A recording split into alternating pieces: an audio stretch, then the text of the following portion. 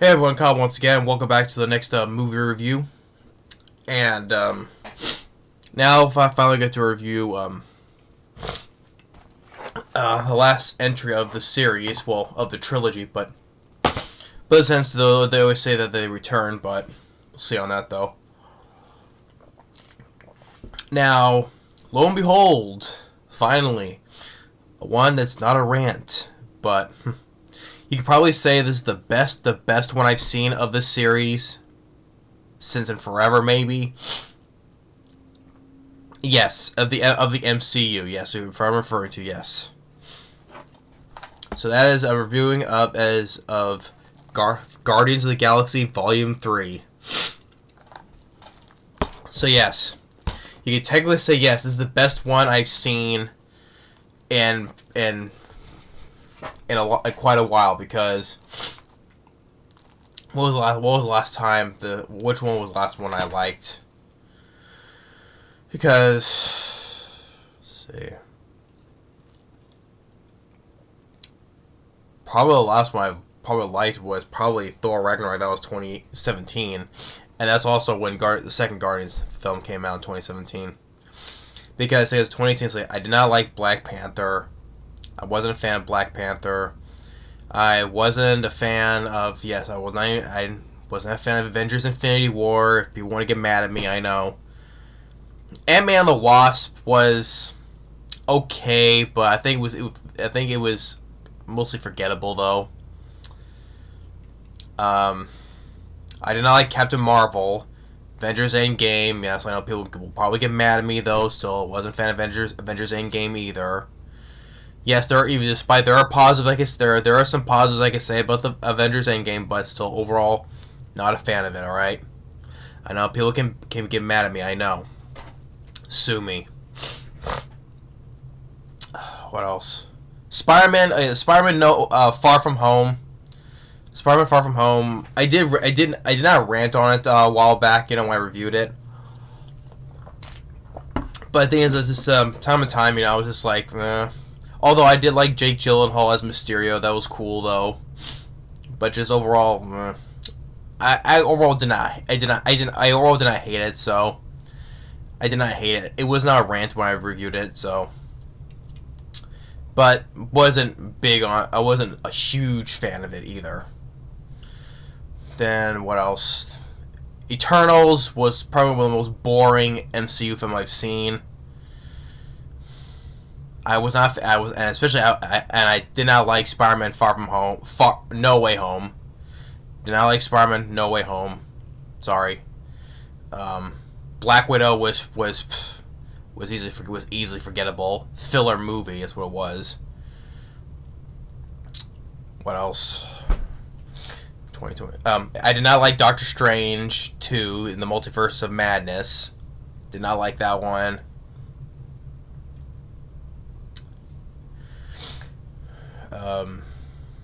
What was last year? What was also last year? Forgot what was last year as well. Doctor Strange. Fudge. Oh well, I know that Ant-Man the Wasp. I overall did not like it though, but I still say Jonathan Majors as Kang the Conqueror was the best part of the movie. I know that, but I'll still defend Jonathan Majors despite what's still going on with the allegations and stuff like that. Yes, I will still say he was still easily the best part of the movie. And I know just recently, just coming out, I know I'm obviously not gonna like the Marvels, because I don't give a shit about the Marvels. Oh, it's 3 different Marvels. Big freaking deal, okay? Jeez. I'm not interested in seeing the Marvels. If I do, it'll be another rant.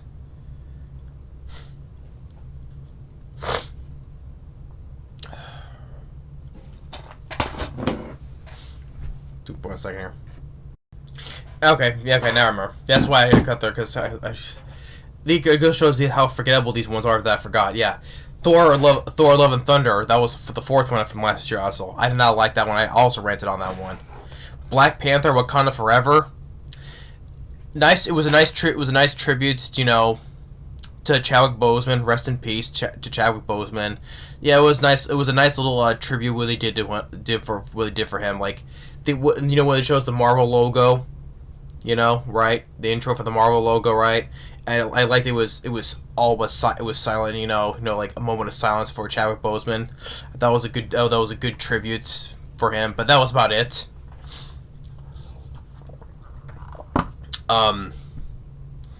Yeah, so Wakanda Forever was even my dad saw it and he said that was the most boring one that he's seen, which I kind of disagree. To me, Eternals was the most boring.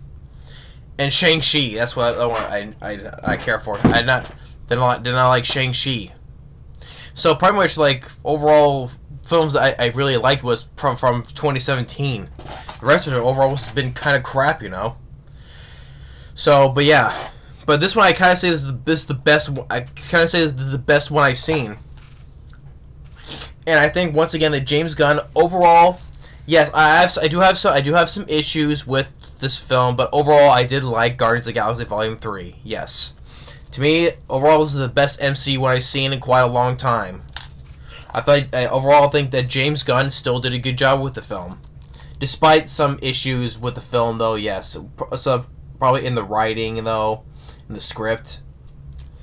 But overall I did like it. I think for the most part the cast still did a good job though.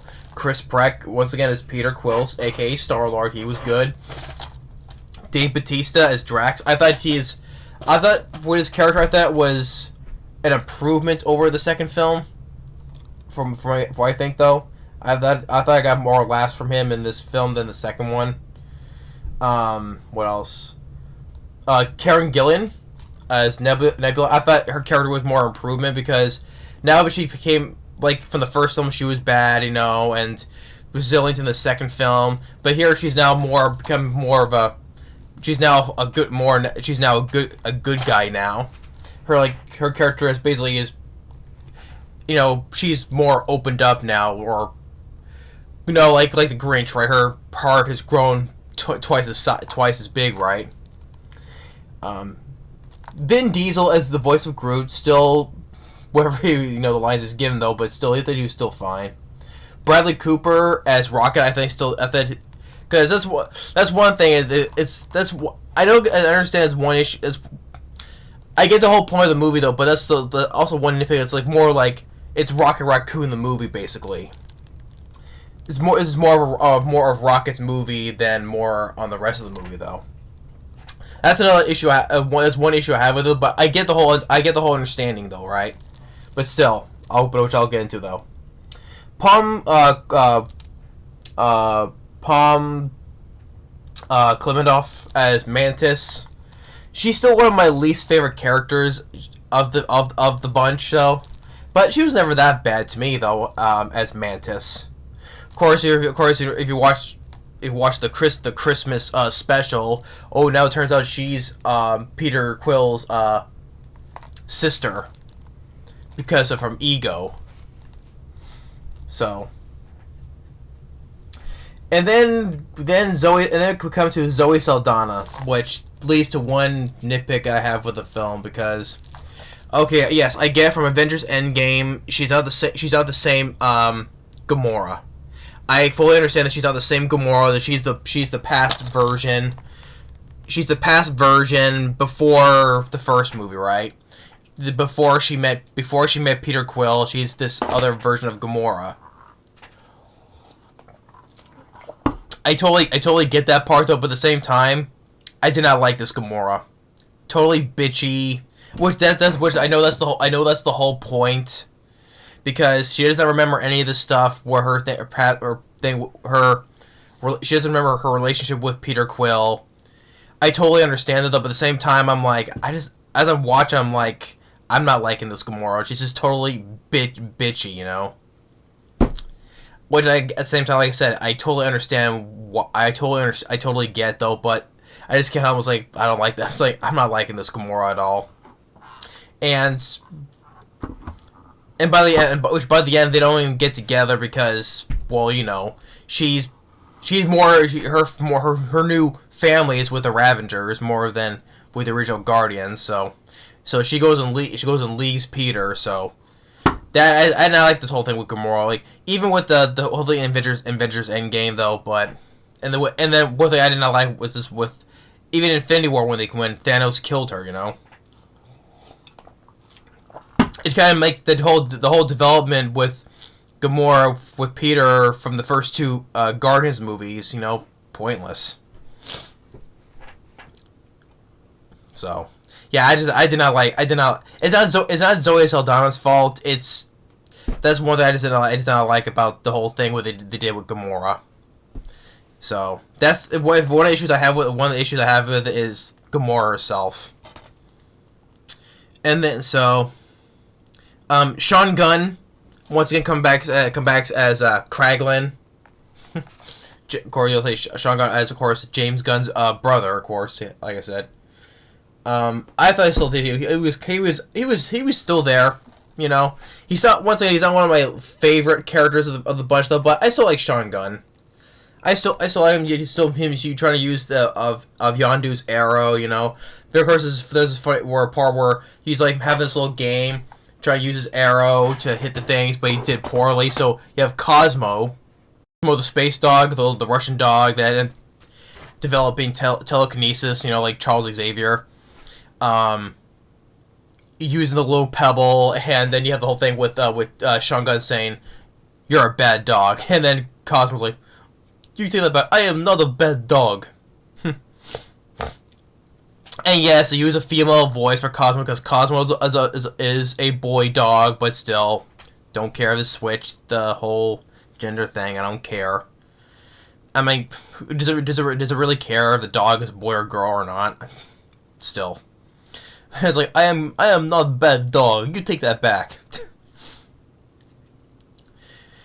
So, and as for the villains, which I think next to Kang, because I think Jonathan Majors was good as Kang, probably the better MCU villain I've seen in a while. And I also say that the High Evolutionary, played by Chukwudi Iwuji. Chukwudi Iwuji, as I spelled the other guy's name. I thought he also did a good job as the High Evolutionary. Now, one thing I say about the villain, because one thing that was bugging me throughout this whole MCU series, for most of the villains, they try to make us feel sympathy for the villains. Try to make us feel sorry for the villains. No, that's not the case with the High Evolutionary in this movie, which I thought was refreshing in a way in this whole MCU, that he plays a villain that you hate, that you don't have sympathy for. Because of all the experience that the High Evolutionary did, especially with Rocket, this is because we get the whole backstory of Rocket with his past, because through the since the first Guardians, we've seen the little things that indents on his back, and why his number is AP89P13. So, and when he was asking, saying, "I didn't ask to get made." In the first movie, he was saying, I didn't ask to get made. So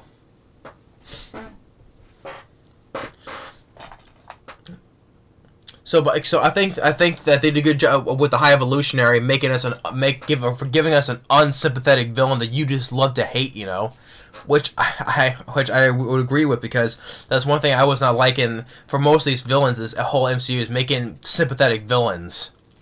That's not the case with the High Evolutionary in this. Which a villain that we really hate, that we don't feel sympathy for, I thought Chukwudi Iwuji did a good job, as the High Evolutionary.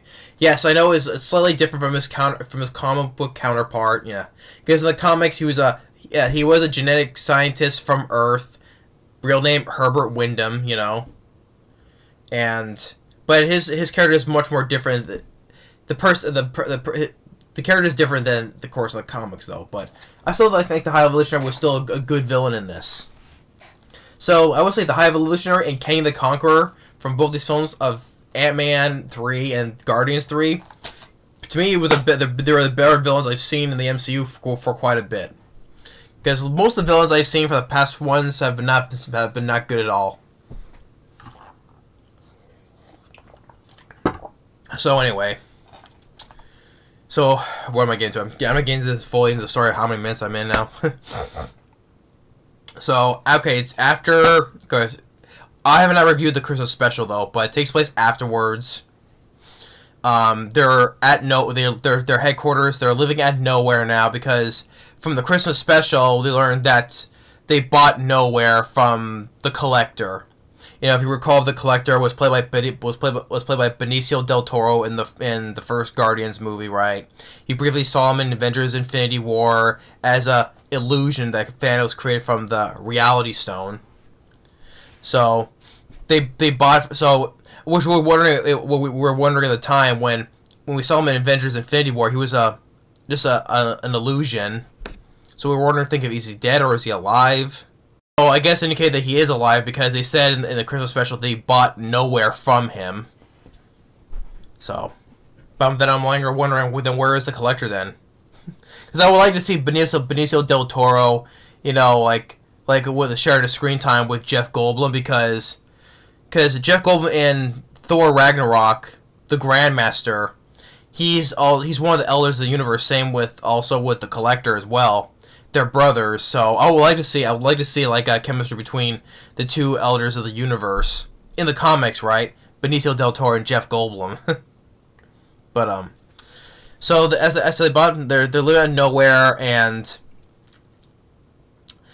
we get the opening we see of like briefly of Rocket when he was an ordinary raccoon before the High Evolutionary took him, and then we see him they're back at Nowhere. Fast forward to from him to now, and Peter, he's so upset about Gamora, and then we get also Adam Warlock, played by Will Poulter. Will Poulter, as what I remember from I saw him when he was in this comedy film called We're the Millers, with Jennifer Aston and Ed Helms, and Emma Roberts too. I mean, he was fine in We Were the Millers, although of course there was a scene where he gets bit by a spider. He has to pull his pants down. We see his balls because they got large because he got bit by a spider. It's like, oh, is it bad? And Jennifer Aston's like, oh, it's not that bad, you know. It's like, yeah, but I'm like him from Where the Millers, who plays Adam Warlock. Well, yeah, of course he's more physically fit in this movie though, but still. I mean, yeah, his look as Adam Warlock, I would say is good though, makeup and costume and all. But that's another issue I have with it also. Not only with Gamora though, but Adam Warlock himself, he's a joke in this. I get that's one thing. Another thing I do understand that they say that he took. Remember from the post credits from Guardians Volume 2, right? When he was in his cocoon, right? I get that they said that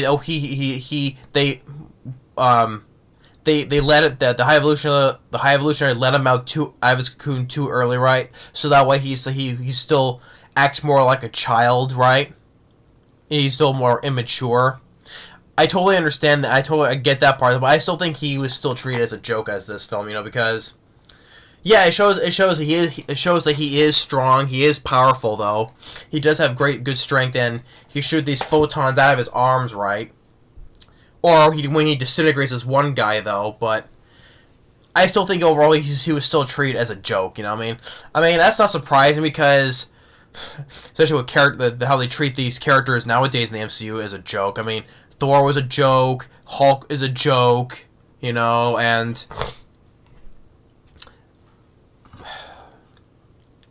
yeah, that's what I thought. It's like I think there's I think it's a good thing that Chris Evans and Robert Downey Jr. and Captain America and Iron Man are not coming back, because otherwise later on they probably would have been treated as a joke too, you know. I mean, they make Hulk a joke. Thor is a joke now. I just don't get the. I think there's one thing I liked about it, because recently they've been making all of these Marvel movies as non-stop comedy movies now. They're comedies now.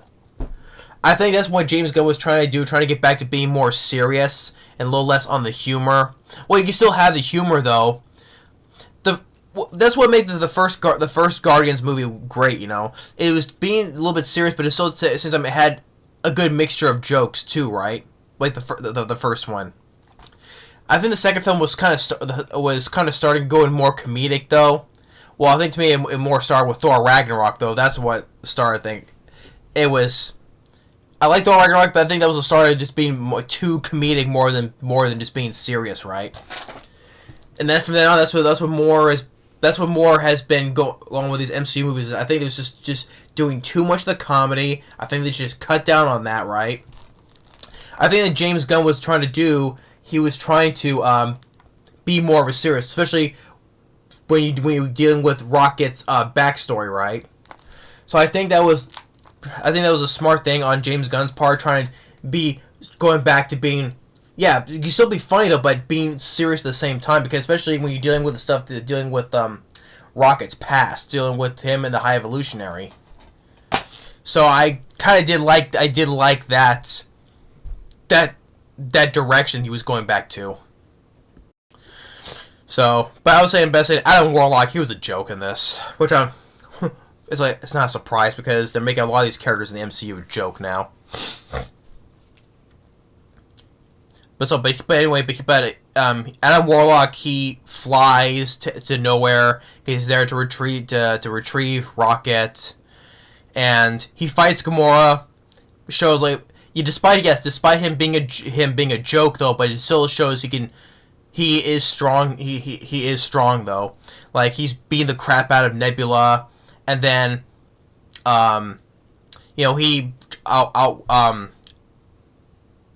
because Groot tries to entangle him, but he breaks free until Groot's nothing but his head that's walking, and fights with Drax. And he's punching him he shoots, but he shoots Rocket too by accident, and that's when before Nebula stabs him. He's like, that hurts. or Kraglin, Sean Gunn, tries to use his arrow, but just does nothing to. Adam's like, who did that? Who threw this thing at me? But after he gets stabbed by Nebula, he goes and flies back, and Rocket's because he's convulsing, he's seizing up, right, because there's a kill switch on him due to the High Evolutionary's experiments. So they have to take him to this place called Corp. And one thing I want to say is the soundtrack, for the most part, I did enjoy. It played one of my favorite. It did play one of my favorite songs, which that was cool. It was cool to hear because I'm like, okay, this is in the trailer, and now it's in the movie, and that is of "Since You've Been Gone" by Rainbow. Since you've been gone, a lot of my head can't take it. Could it be wrong? But since you've been gone, you cast a spell, so break it. Oh, since you've been gone. I love that song. That's also one of those songs I grew up listening to with my dad. I love Since You've Been Gone. So that was great. It was great when I heard it in the trailer, and glad it was in this part of the soundtrack. So I love the song Since You've Been Gone by Rainbow. It's great to hear it in this. And you also have In the Meantime by Space Hog, which though they play in the first teaser trailer for Guardians Volume 3. I can't do the song, but let me on, lands are green, the sky is blue. Do. I did a shit job of it though, but by Space Hog, In the Meantime by Space Hog. That was in the first teaser trailer, and that's also in this as well. And later on towards the finale, it was great to hear No Sleep Till Brooklyn, which they're leading to the finale where they're all fighting these bad guys in the hallway, and No Sleep Till Brooklyn is playing. I'm like, cool. Because I haven't heard that song since Out for Justice with Steven Seagal. No sleep till Brooklyn. Yeah, like cool. I haven't heard that since Out for Justice, my second favorite Steven Seagal film. So it was cool to hear that song again. Yeah, so for the most part, the soundtrack I liked, you know. So they have to go to this place to help save Rocket. And then throughout this movie we get flash. Well, for the most part of the movie, Rocket is out of commission due to what happened to him, though. But we get flashback back when he was first experimented on by the High Evolutionary, and we meet with he meet with these new friends he meets. Lila, this otter, Teeps, who's a walrus, and Floor, this bunny, which all due to they all have mechanical stuff on, you know, due to the High Evolutionary's experiments, right? Part of Batch 89. So, and Lila, the otter, is voiced by Linda Cardellini, who played Velma from the Scooby-Doo films, but she also played Hawkeye's wife, also in the MCU as well. She plays Hawkeye's wife. I thought she did fine too as Lila. So we see how when Rocket meets with these new friends and through these flashbacks, they're like having some fun, dancing. Like when Since You've Been Gone is playing, they're dancing, having fun, and they're asking, you know, like how if they want to get out together, you know, so they can see the beautiful sky, right? And we see him with the High Evolutionary talking about how he's building his new world called Counter Earth, and then he sees it and he shows him his experiments, you know, trying to make the High Evolutionary. His whole thing is him trying to create the perfect society, right? That's what he wants to create, to make things a perfect society. So he shows Rocket. Like, it shows, like I said, it shows how the High Evolutionary is an unsympathetic villain, because he makes, he does all the experiments, you know, genetic experiments on these animals, all these animals that he brought from Earth. Like this one with this turtle, he puts it in a container, makes it, you know, makes its evolution go up, make it more humanoid, right? But the thing is, though, it's still aggressive and violent, and they don't want that, so the High Evolution failed experiment, goes and burns the turtle. And Rocket comes up with this thing where he sees that the High Evolutionary did not know, though, so that makes his experiments work. These things is part of the whole experiment that the High Evolutionary did not know about. And that's one thing that bugs the High Evolutionary, because Rocket made a much more was actually more smart than he was, that he could never thought of. So that's why he's all gung ho about, you know, wanting his brain, you know, and all that stuff, right? Because Rocket made it much more, ended up being more smart than him, you know. It's like, how did you know? How did you know? I made you. How did you know that I? Oh, because something that I did not know about. So this thing ended up being smarter than me. So, and it shows that what the modification that you see point out, it worked. The animals are not aggressive, not violent, and they're ready for the new world. But he saw that Rocket was never, him and Batch 89 were never meant for the new world. So all he wanted was he wants his brain, his mind. And he's like, you know, incinerate them for the rest of them. And I know it was predictable. I also saw this coming too, because, spoiler if anyone hasn't seen it though, but I knew that Rocket's friends were going to die, because how else later on when we saw the first Guardians, besides Groot, you know, he was all alone, you know, without them with him, right? So I knew they were going to die, so that was very predictable, because how else would we end up, you know, being mostly alone, or have Groot, you know, instead, right? So he made this little thing, this key card. He gets out, and High Evolutionary kills Lila, and I like it shows how much a villain you hate, because I like how he was just mocking Rocket when he was crying. When Lila died, right? And Rocket is like screaming out, crying, right? And I like how the High Evolutionary goes just like mocking him, crying, mocking him like he screams like, all right, P13, you win the crying contest. I'm like, wow, the High Evolutionary is a total dick, I'm like, yes, give us a villain that we don't feel sorry for, Great, thank you for once. And he goes and scratches his face. Which is why you see his face is more stretched out, because his face is actually a mask, to cover up what he actually looks like, because due to Rocket, he's clawed his face off.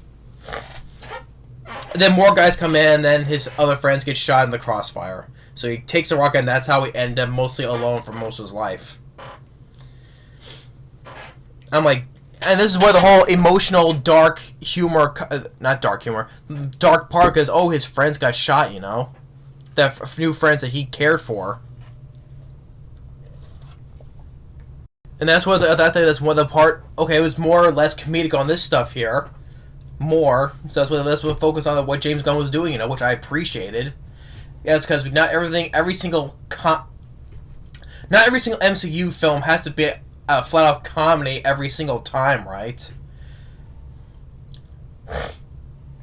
So yeah, that was like, okay, so this is actually dark stuff, Which I was at the same time predictable, because I knew they were going to die anyway. But still. And then that's when they reach the place, but they end up meeting with the Ravagers, led by Sylvester Stallone, who comes back from the second film as Sakaar, and Gamora is now with the Ravagers. And like I said, I did not like this Gamora at all. I didn't. Like I said before, I get it. That's the past Gamora who doesn't remember anything about Peter Quill, but still, I just did not like this Gamora at all. She was just a bitch. Which I know that was the whole point of it. I get it though. And it was cool. And once again, it was cool to see Sylvester Stallone once again. Always been a big fan of Stallone for growing up watching. It was always cool to see him. So they had to put on these uniforms to get into this place, and they try to get like Peter's trying to, like, whether they're in these colored suits, and they're trying to get into this into the place, right? Well, Nebula is cutting in. Quill tries to talk to Gamora, like how he missed her, but Gamora's like, I don't know you, so sorry. I'm like, jeez. And so they get to the place, and you have Nathan Fillion. And it was cool, and once again, cool to see Nathan Fillion in this. Well, he's the guy who works at the place, which him and these other guys wearing these like suits, which I'm like, what kind of suits are these? They kind of look like, well, I want to say like, they look like turd suits though, but I'm like, these suits, I just I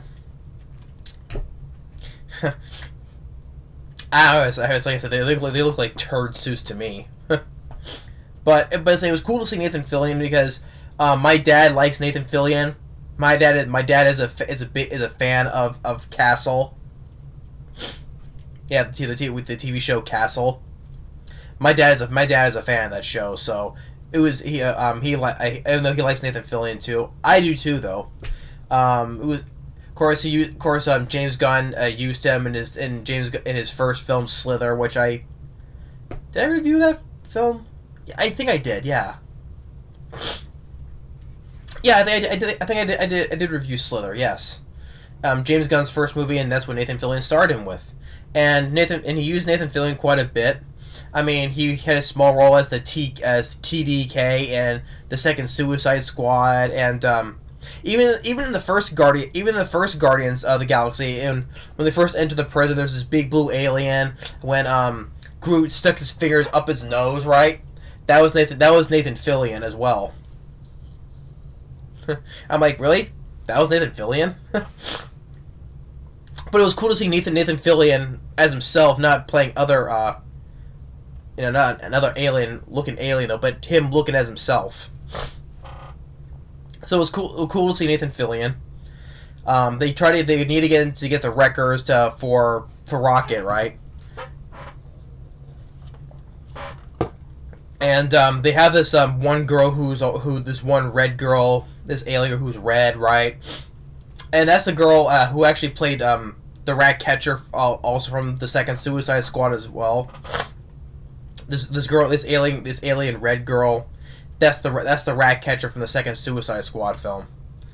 And so eventually they get the Wreckers, they fight. Drax gets shot by Nathan Fillion, but he's still alive.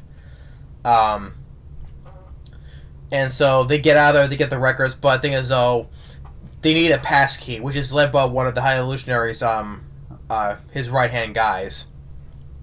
So they had to end up going to Counter Earth. And also all at the same time with Adam Warlock, with Priestess Aisha, who was also the leader of the Sovereign from the second Guardians of the Galaxy, right? The Golden People, right? Which turns out their civilization, they were also created by the High Evolutionary, because when she was talking to the High Evolutionary, it's like, oh, because the High Evolutionary says that he's the one who created the Sovereign, and it shows that he goes and uses his powers just to hold Adam down. It shows how powerful he is. So they're at that place too, and Adam Warlock, Priestess Aisha, once again played by Elizabeth Debicki, saying, Adam, show him we mean business. And he goes and disintegrates the guy. He's like, no, don't. I said not disintegrate him. I said just show him we mean business. And it's like, well, how are we supposed to know? How are we supposed to know until we show him how you mean business? And Nathan Fillion is standing right there saying, well, you have one of those guys, I have one of these guys too, you know. So they go to Counter Earth. Sorry, I cut there because I had to sneeze again. But as I was saying, for the most part, Groot doesn't do any. He doesn't do anything. Sad to say, but this moment I did like where when he comes out, he has all these guns, and him and Peter Quill back to back are just shooting everybody. You know, okay, that's another cool. That's another cool thing. That was a cool moment where Groot he has all these guns. I am Groot, you know, and then just. And then that one guy that they need who has the pass key in his head, right? Well, implant in his head, and that's what I saw in the trailer where Peter just pushes him pushes the guy him and the guy just go out the window, falling down, you know. And he's like, we're gonna die. Not me. And then Groot jumps down and he makes wings for him. He makes some wings for them to soften the landing. To get the implant, and then the whole planet is now exploding because killing everybody there because of the experiments. The High Evolutionary is saying he wants to start over again now. And with the process, Priestess Aisha, what Adam Warlock calls his mother, you know, mother, and she dies. So they get the pass key, and while at the same time Drax, Nebula, and Mantis, they get on the High Evolutionary ships because they think that Peter and Groot are still on there, but they're not. And they find all these children that are also part of the High Evolutionary experiment, right? And Drax can understand the children, and they also they end up encountering with the same creature that was in the beginning of the second film. They're called obelisks. But then they put the pass key in, and looks like Rocket is gonna die, which that was the thing there that people, it was troll, the trailers were trolling people on the internet and saying that oh Rocket's gonna die. I knew, because that's the thing, they do that just to get people going, right? To get people all worked up about it, right? And but if you look, it kind of really reminds me of the whole scene from the last Harry Potter film, The Deathly Hallows Part 2. You know, when Harry Potter, when he dies, right? Everything is walking and it's all white. Before he was talking with Dumbledore. It's like the same thing we hear. It's Rocket. He's like, background's all white until he sees Lila walks up to him, you know. and he said he apologizes to his friends. That's how he says, I'm sorry I get you all killed and all that, right? And it's like, and Lyle's like, it's okay, I've been flying with our friends. And he's like, can I come? Yes.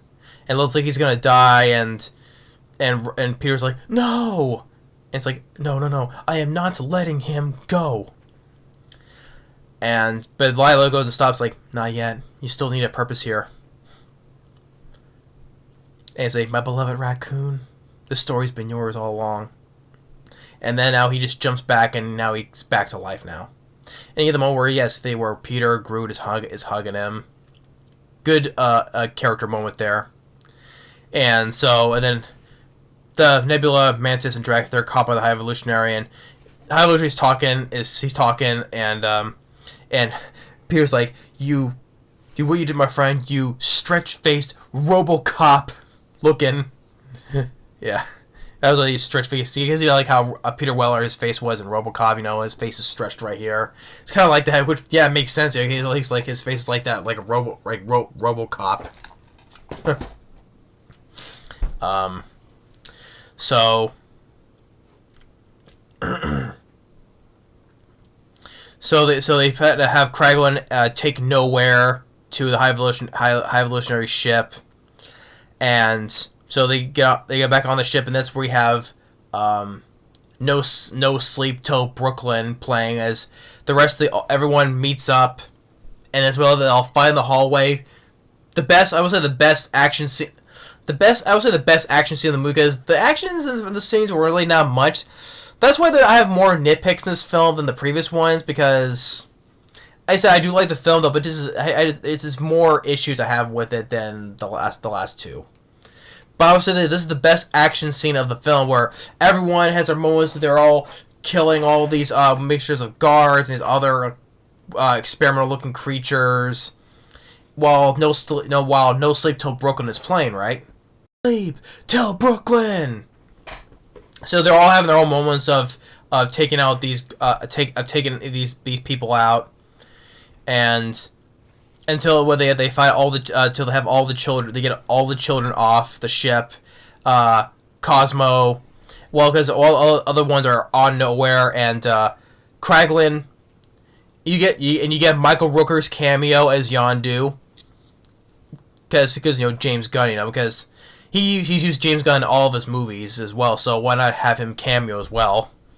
And he's telling so Michael Rooker, his cameo as Yondu, is telling as in a vision, right? And he tells Kraglin, like, use your heart, boy. So he gets the inspiration, and now he finally fully uses the arrow, like how Yondu is meant to use it, how Yondu uses it, right? Taking all these other people out, and then Cosmo, this one animal-looking robot, uses his telekinesis to take these two slabs like concrete, just and that's what Kraglin says. She's a good dog, and Cosmo's like, I knew I was a good dog. You knew it. And then also that's Cosmo's also holding the ship, together, try to use his telekinesis to hold the ships together while everyone tries to get across. And that's when Rocket goes back, because all the animals, including these little baby raccoons, tries to let all the raccoons out, and that's when he sees that what he really is all along. He says, I'm not a raccoon, but he sees the name, which he's all these says raccoon right there from Earth, so he knows what he is now. All along, which they said before, he is a raccoon, and he's also from Earth as well. And then as we have the High Evolutionary, using his gravital powers, you think you can escape me? No! You think you have some worth and of yourself without me? No! You're an abomination! Nothing more than a step on my path, you freakish little monster! How dare you think you are more? 8, 9, P, 1, 3! And that's when he says his full name. The name's Rocket. Rocket Raccoon. And And each of the Guardians have their little moments of beating the High Evolutionary, which is nice as well. And then Gamora stabs him, and that's when he peels his face off, which is a mask, though. And Drax's like, his face came off. It's a mask. And you see his face is completely all fucked up because of what Rocket did to him. It's like, look what he did to me. For what? All I wanted to do was to make things perfect. You didn't want to make things perfect. You just hated things the way they are. But he doesn't kill him, though, because he says, because I'm a freaking Guardians of the Galaxy. And that's the thing, and the High Evolutionary does survive, he does live, because, I don't know if you can see it or not, though, but as the ship is exploding, all the animals are also getting all across as well. I guess in a brief split second, you see Drax carrying him. And also in a deleted scene at the end, he is put in a prison cell by Rocket. So, and he's putting his human mask back on his face. So yes, the High Evolutionary. If anyone doesn't know, though, the High Evolutionary does survive. He does live. He's now imprisoned on Nowhere now. Which I'm like, at first I did not get that until later the people found out, in the deleted scene he survives. I'm like, oh yeah, well it kind of makes sense because we didn't see him explode in the ship, right? So, okay. So, and then Peter, he goes back because he lost his music box, his Zune, right? And he tries to make it back, but the distance is too far away, so he's kind of start freezing in space, and his face starts puffing up. And that's where you have Adam Warlock saves him. Of course, you got that shot where what was that painting on?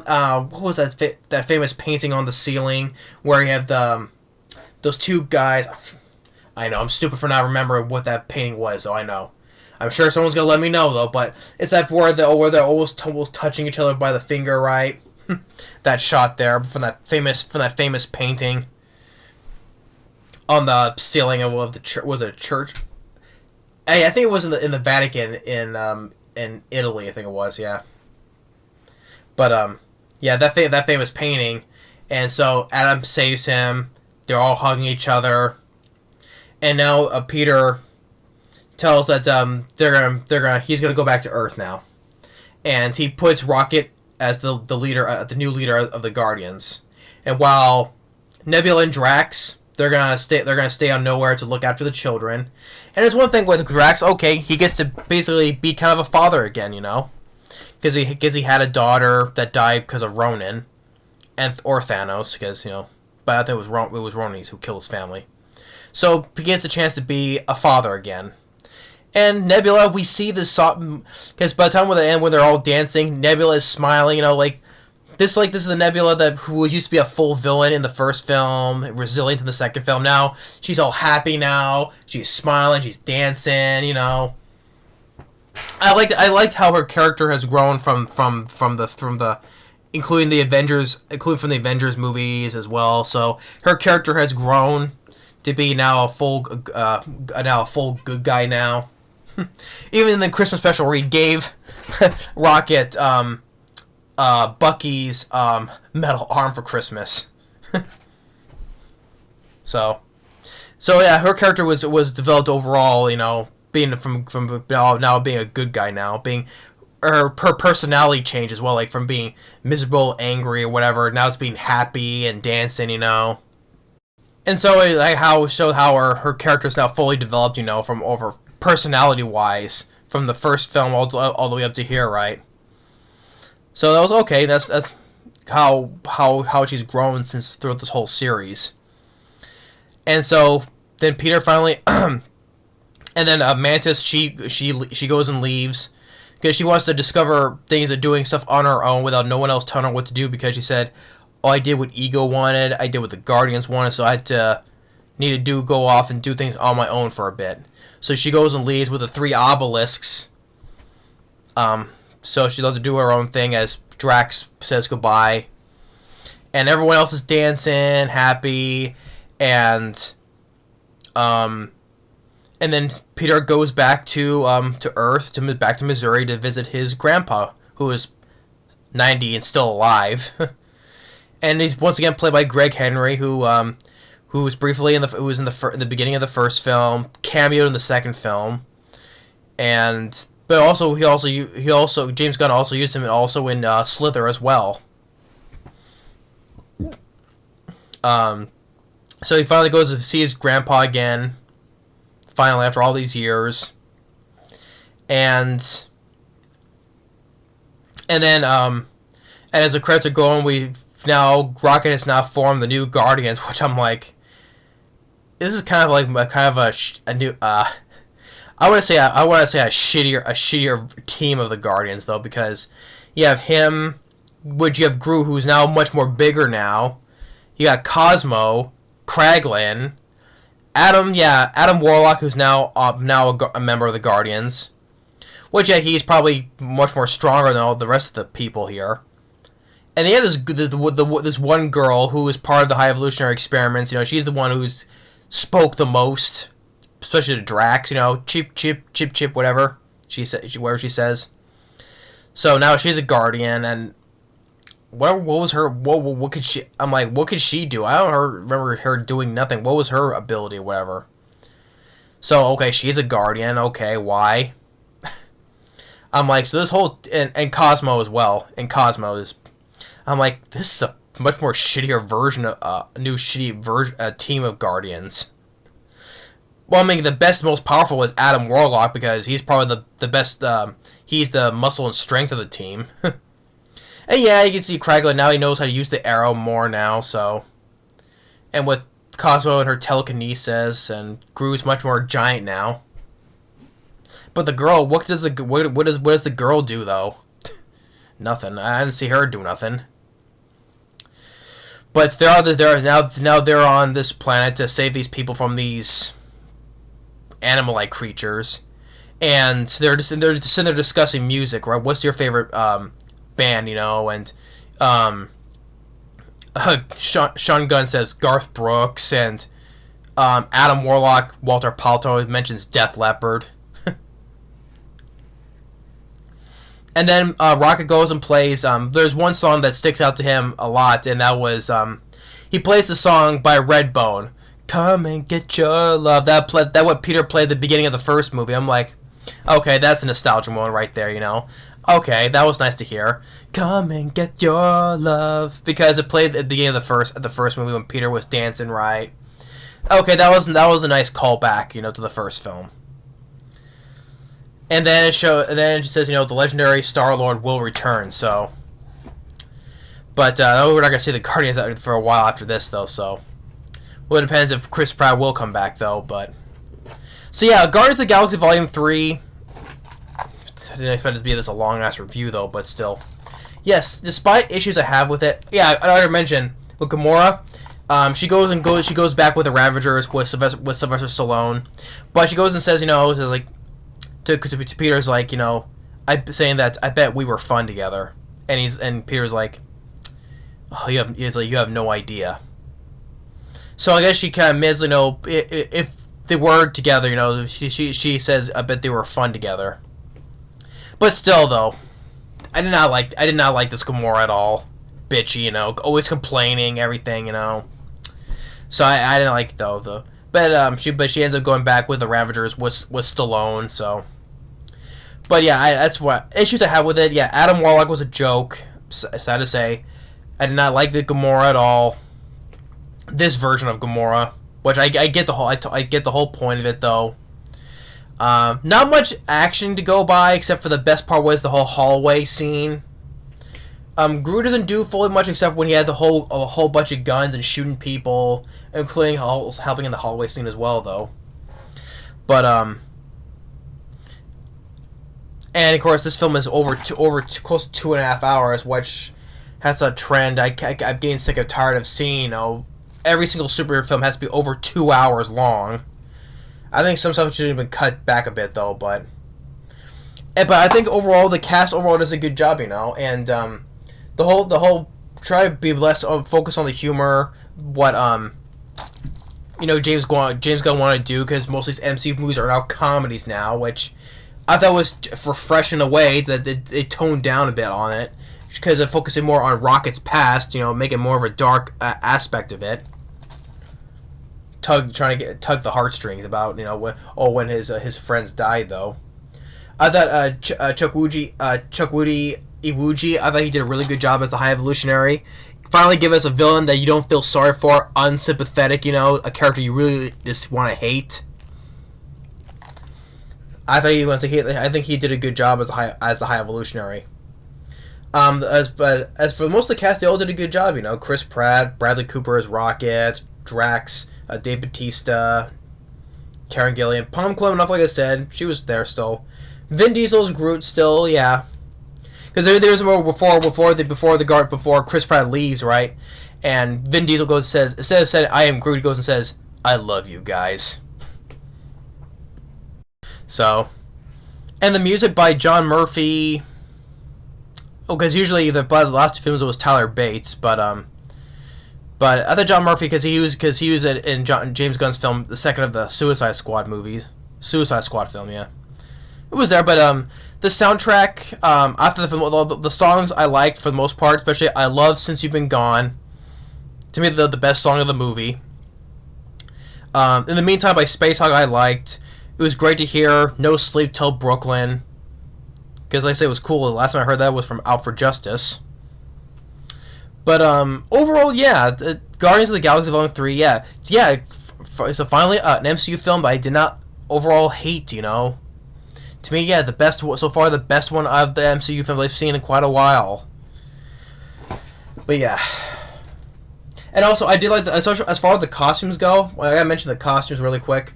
I thought the costume of the High Evolutionary was good looking too.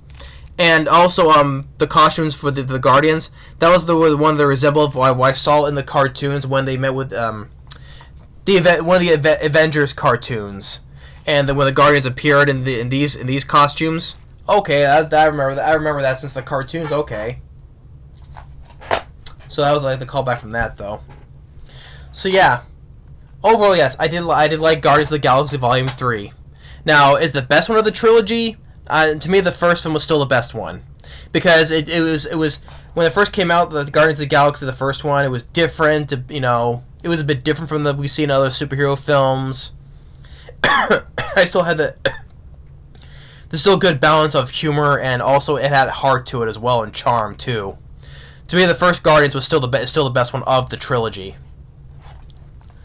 But overall, yeah, I did like Guardians of the Galaxy Volume 3. To me, yes, the best one I've seen, MCU film I've seen in a while, and it's the highest grossing one of this year so far of the superhero movies. Because essentially every DC film has flopped this year. Go figure. I mean, Ant-Man 3 underperformed, and I'm not sure how good the Marvels will do. Probably not well either though. But yeah, this is this year, this is the best superhero film of this year. So, but yeah, Guardians of the Galaxy Volume 3, I did like, yes. So thanks for watching. Stay tuned for more. We'll see you next time. I apologize for this being such a long review. Jeez, almost an hour. Man. Oh well. Later.